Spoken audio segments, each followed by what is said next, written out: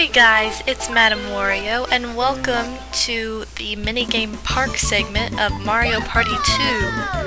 I'll be playing all the minigames for you now, so that way we'll cover all the minigames we've missed, plus the ones we've played. So, I'm doing post-commentary right now, so I can edit things better to be better time-wise. So, I set the computers on hard. They could be on super hard, but that's just like ridiculous, so I didn't want to do that. I just wanted to keep it how it had been throughout the project. But anyway, this is the gist of Minigame Park. You go to these different trees and they have different types of minigames, and we're going to start with the 4-player minigame, Lava Tile Isle. Also, I'm going to be talking strategies in this. I don't know what was happening with me and Mario at the beginning of this. For this game, avoid jumping and avoid moving a lot. I mean, like that, when I started like running around a lot, I ran right off the board. So, if you play your computer players on like an easier mode too, sometimes you don't even have to do anything and you'll just win. It's really dumb. But if they're on hard, just avoid jumping and avoid moving a lot. Anyway, this is how these videos are going to go. They're going to be kind of strategic, like advice, I don't know, because that's what I did with Mario Party 1. Anyway, here we have Hot Rope Jump, which gave me a lot of trouble in Minigame Coaster, as you heard me whine about throughout the project.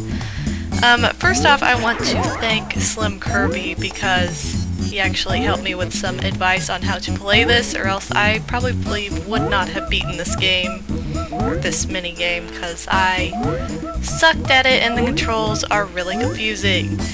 So, yeah, anyway, that advice would be to lightly tap the A button instead of pushing down as hard as you can like I was, because the controls are so strange that it won't read it if you press down really hard. It reads if you press down lightly, and what I do is I use like the corner of the A button, and just like you can control the height of your jumps on other mini games, it really works for Hot Rope Jump, so keep that in mind.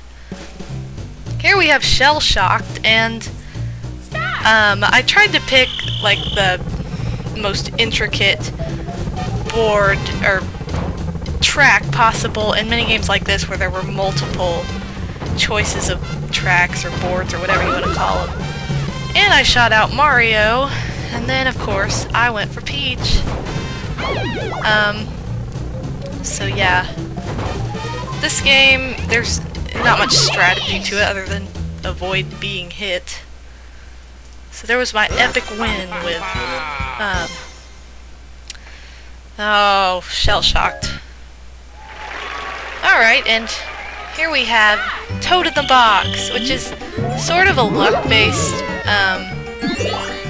to an extent it's a luck-based minigame, because once the blocks start going faster, it's kind of like, you know, the dice block in the game. It's just like digital numbers, so it's like that, where you can kind of watch it at first, and then towards the end it's just like, okay, it's kind of chancy. But as you can see, I sucked at this from the beginning for no reason. I'm usually really good at this minigame, but apparently not that time. So, that's what I say to that. Next up is Mecha Marathon. For this, it says to push the A and B button repeatedly. Now, when I first read that when I was younger, I thought it was alternating between the A and B buttons, so I never won this minigame. But it's not. You press them repeatedly at the same time, so make sure you're pressing A and B at the same time, not alternating between the two, because I think that's a big mistake a lot of people make with this minigame, and it's really not terribly difficult if you do it the right way. So, and that shouldn't have happened. I should have won. Whatever, Mario. That's stupid. Oh well, at least I didn't lose to Peach. So yeah, a lot of the strategies I pointed out during board playthroughs I'll be pointing out here. And here, I'm not sure if we saw the Toad version of Roll Call or not.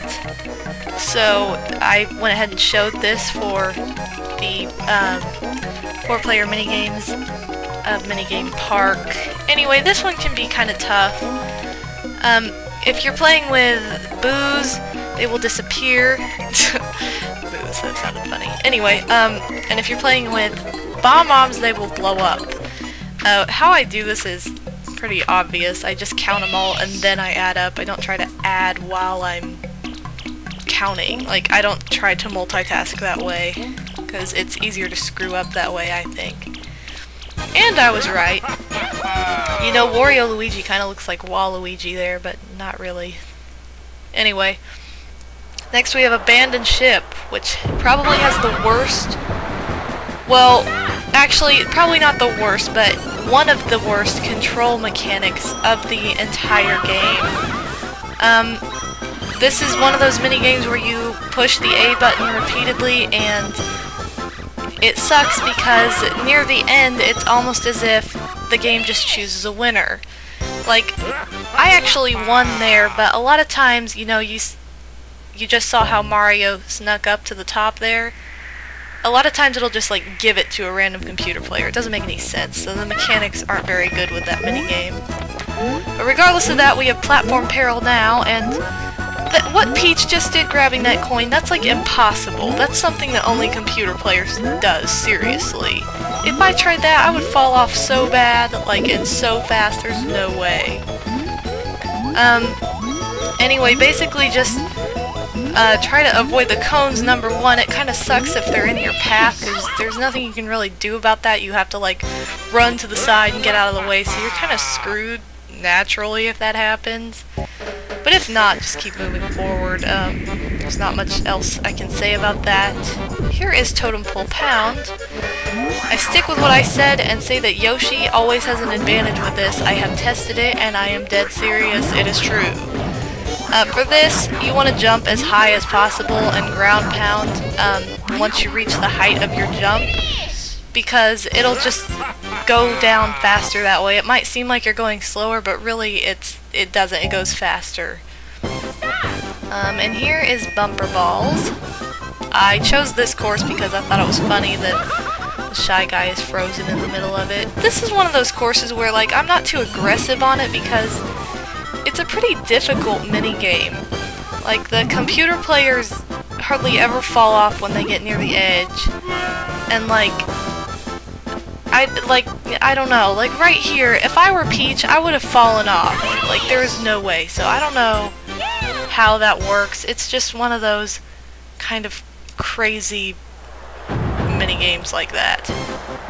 So that's how that goes. Here we have Bombs Away, which, it's a lot more epic in this game than in the first game. So, except when that happens, that just sucks. You have to watch out for those torpedoes, so keep that in mind. It's just a lot tougher in this game, I think. So here we have Tipsy Tourney. It's another Mario Party 1 minigame, which I haven't really been pointing those out, but I'm sure you know which ones they are. If not, you can refer back to my Mario Party 1 playthrough. Yay! For this minigame, I always get the outside first and then go for the inside. Sometimes jumps like that are necessary, like I just did when you get down to having like one panel that's not covered, or not revealed, if you will. So that's how that goes. And here's probably the most like chancy, luckish, weird minigame out of all the 4 players. Because it really depends on your place in line. Like, sometimes it doesn't even matter what number you go for. If you're in a sucky place in line to begin with, and, you know, the computer players just generate towards making you fail, that just can screw you over, and that's what happens in a lot of cases. And so this minigame's not 100% fair all the time. Sure, there is strategy to it, but that comes more like in the last round between the last 2 people. So, it's just, it's also very long. This minigame is probably the longest 4-player minigame out of all of them, which can get very annoying. Like this. This right here, Luigi could have chosen 1, but he chose 2 to screw me over. I don't have any control over that. The flame is stupid. I don't know. So now when it comes down to the last two, you can see how they can strategize, like, against each other.